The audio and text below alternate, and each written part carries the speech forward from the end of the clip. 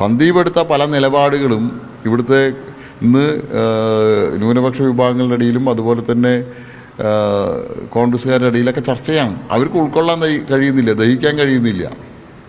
സന്ദീപ് പറയുന്നത് അത് ഞാനൊരു പാർട്ടിയിൽ നിന്നും ആ പാർട്ടിയുടെ നയം പാർട്ടി അധ്യക്ഷനുമായി സംസാരിച്ച് പറയുകയാണ് ചെയ്തതെന്നാണ് പറയുന്നത്. വേറൊരു വീട്ടിൽ പോയി പറഞ്ഞ സ്വന്തം അച്ഛനും അമ്മയും തെറി പറയൂ. ശ്രീ നരേന്ദ്രമോദിജിയെ അദ്ദേഹം ഇന്നലെ വിശേഷിപ്പിച്ചത് എങ്ങനെയാ?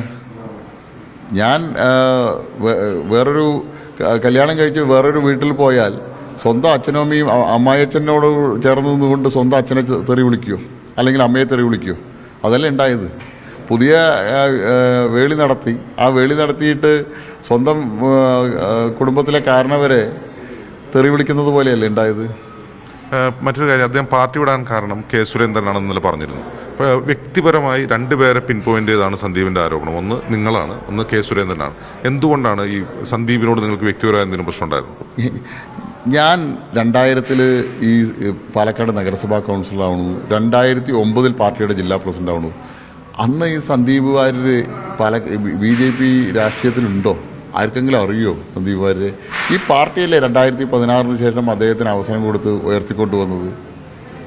എനിക്കെതിരാണ് അയാളോട് അസൂയ തോന്നുന്നുണ്ട് ആവശ്യം. പാർട്ടിയാണ് എന്നെ സ്ഥാനാർത്ഥിയായി നിശ്ചയിച്ചത്. പാർട്ടിക്കറിയാമല്ലോ ആർക്കാണ് ജനകീയമായിട്ടുള്ള പിന്തുണയുള്ളത്, ജനകീയ അടിത്തറയുള്ളത്, പാർട്ടി ആരാണ് ഇവിടെ ഇത്രയും കാലം നയിച്ചത് എന്നെല്ലാം പാർട്ടിക്ക് ബോധ്യമുണ്ട്. അതുകൊണ്ടാണല്ലോ എന്നെ സ്ഥാനാർത്ഥിയാക്കിയത്. എനിക്കെന്തിനാ അസൂയ?